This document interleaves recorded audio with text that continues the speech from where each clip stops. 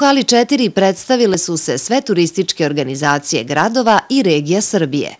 U poslednje vreme svaka opština i regija traži svoje mesto na turističkoj mapi Srbije.